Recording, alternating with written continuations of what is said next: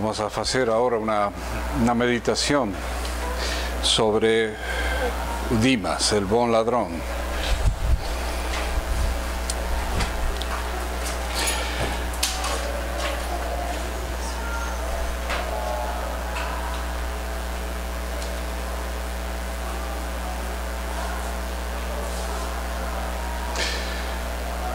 La meditación de Dimas nos enfrenta a dos cuestiones sumamente interesantes. Por un lado, la bondad infinita de Dios, y por otro lado, la libertad a la aceptación de la gracia por parte de Dimas. Los evangelios nos presentan, nos dicen que los dos ladrones que fueron ajusticiados, uno a cada lado de Jesús, al principio blasfemaban de nuestro Señor y decían de que pronto, si eres tú el Cristo, deje de la cruz y sálvate a ti mismo y sálvanos. Mas hay algo, hay un punto de inflexión, hay algo que está a suceder y que provoca un cambio fundamental en el tema de Dimas. ¿Y qué cosa es esto? Por un lado, estimo que Dimas estaba colmado de dolores tanto como Cristo,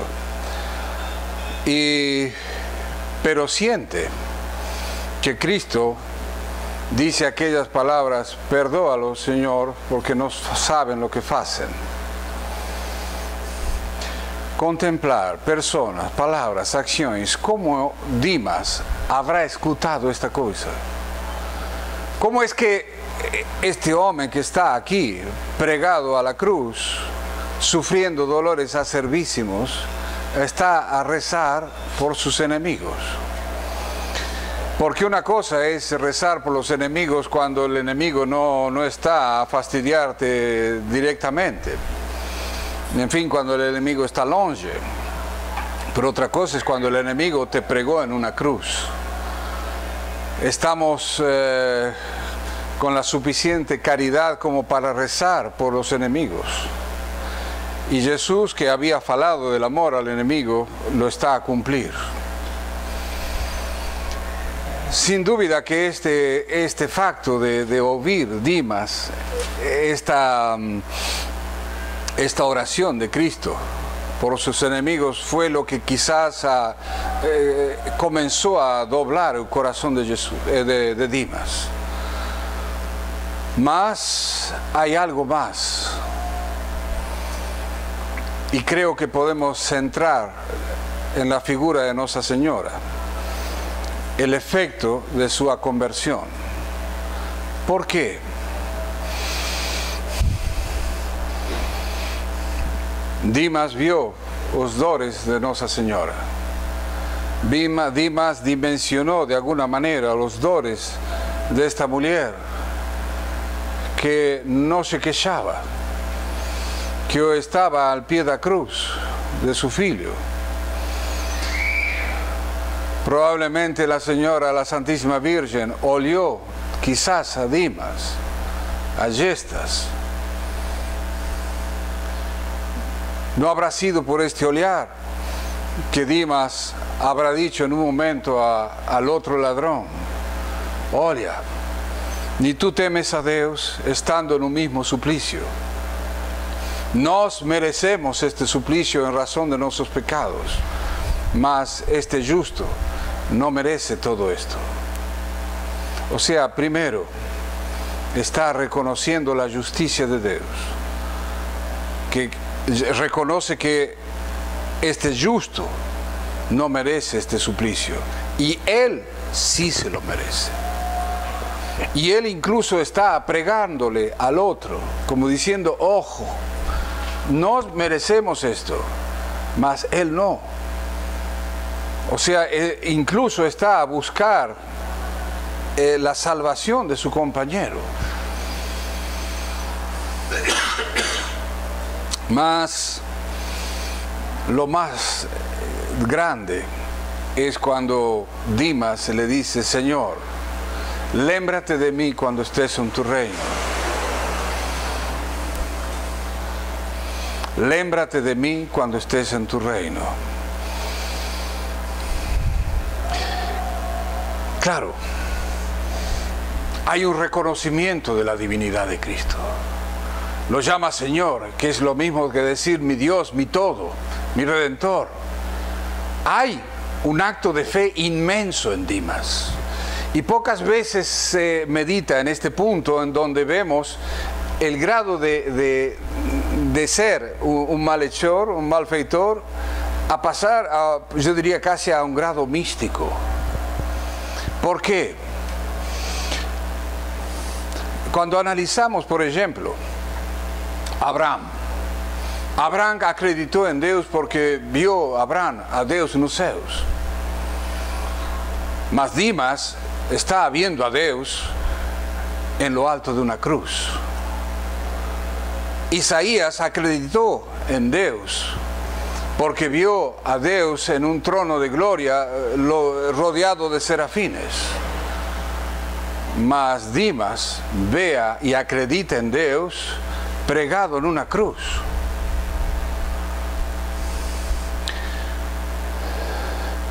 Moisés acreditó en Dios porque vio a Dios en una zarza que no se consumía. Mas Dimas ve a Dios en la zarza da cruz, coroado de espinas y desfeito. Pedro, Santiago y Juan acreditaron en Jesús porque lo vieron en la transfiguración,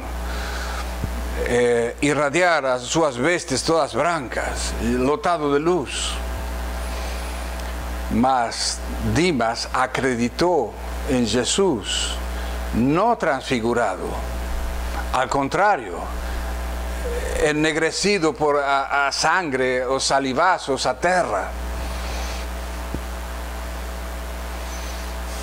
Muita gente acreditó en Jesús al olhar sus milagros. A resurrección de Lázaro, multiplicación dos pães, detener las tormentas, etc. Mas Dimas acreditó en Jesús sin ver milagros, sin saber las Escrituras. Por eso que el grado de fe que manifiesta Dimas es altísimo, es perfectísimo. Incluso el grado de esperanza, las tres virtudes fundamentales para la salvación, fe, esperanza, caridad. La esperanza la manifiesta y le dice: Señor, lémbrate de mí cuando estés en tu reino. Además es una esperanza acompañada de humildad. ¿Por qué? Porque no le está a pedir: Señor, ponme a tu derecha o a tu izquierda, como hizo la mãe de los Zebedeos. Le dice: lémbrate simplemente. San Ambrosio dice: cuán generoso es Dios con nos. Dimas le pide simplemente que lo lembre y Dios le da la gloria. La caridad, lembrarse de mí, pedir, yo he sido enemigo de ti toda mi vida, mas ahora le está a pedir esta migaja: lémbrate de mí, quiero ser tu compañero en la eternidad. Y incluso esta caridad que Dimas manifiesta al llamar la atención al otro: ¿no temes tú a Dios estando en el mismo suplicio?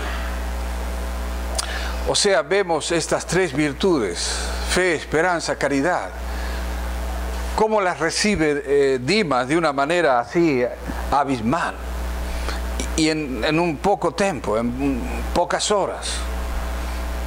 Mas, ¿por qué?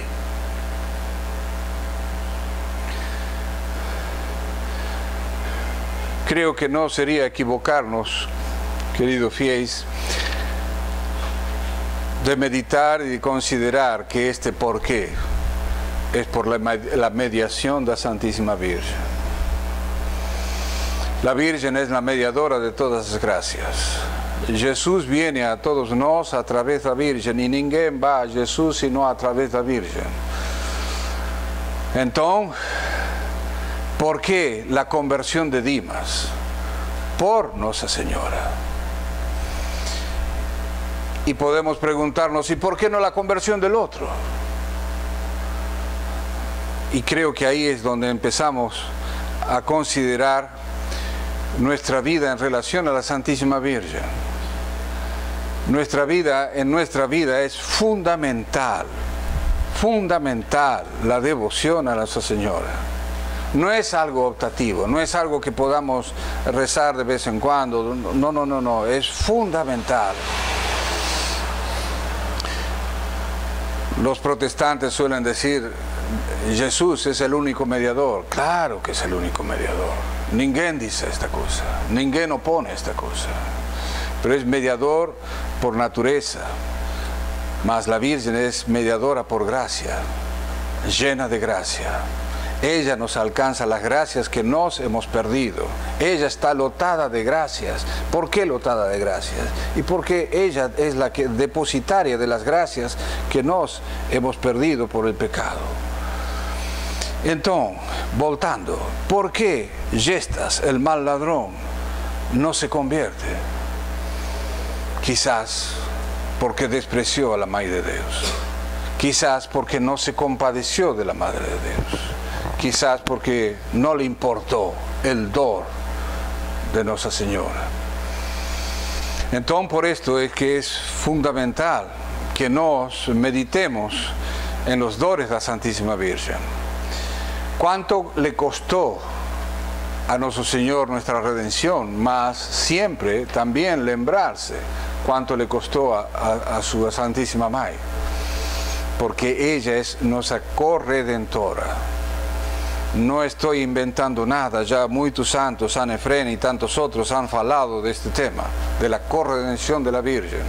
¿Por qué es que Jesucristo quiere que la Virgen esté al pie de la cruz? ¿Por qué no permitió que la Virgen, incluso tal vez hubiese sido hasta un dolor menos para nuestro Señor ver a su amada sufrir? Mas quiso hacerla participar de la pasión. Vamos a ver a Dios donde ningún otro lo podía ver. De poder esperar en Dios donde no se podía esperar tanto en Dios. Y de poder amarlo en este semejante sufrimiento, que es lo que le costó a nuestro Señor.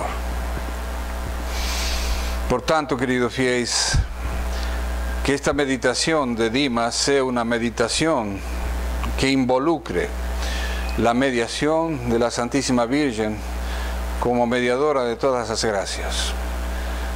No podemos acreditar, costaría mucho acreditar, de que la Virgen no tiene participación en la conversión de Dimas. No podemos. O sea, la Virgen tiene que haber tocado el corazón de Dimas. ¿Y por qué? Porque Dimas se conmovió de los dolores de la Virgen. Entonces, a imitar a este querido santo, a este buen ladrón que se robó el seu, que consiguió en las últimas horas de su vida salir del camino del infierno y pasar para el cielo. Alguien me preguntaba, ¿cómo es posible que Dimas sea santo si no reparó sus delitos? Sí lo reparó. Lo reparó imitando en sus dones al Redentor. Y además los reparó mostrando, reconociendo al Redentor en una situación totalmente límite. Porque repito, es fácil, o habría sido fácil para un Moisés, para un Elías, para los apóstolos, etcétera, reconocer la divinidad de Cristo cuando, en fin, veía los milagros, lo veía en el trono de Dios, etcétera, etcétera. Pero reconocerlo en la cruz, ahí está el mérito.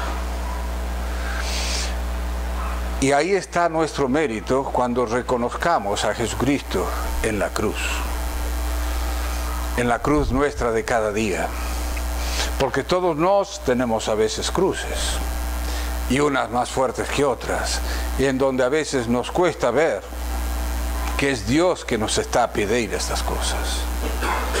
Entonces, cuando nos nos atraviese el dolor, ya sea de la doença, ya sea de la traición, ya sea de lo que fuese, lembrarse de Dimas y pedir a Dimas, Dimas, que eu vea como tú vistes, que eu tenga la fe que tú tuviste, que a pesar de yo ver algo desdibujado, sucio, feo, reconozca en eso a nuestro Señor que me está a llamar, que me está a exigir un acto de fe.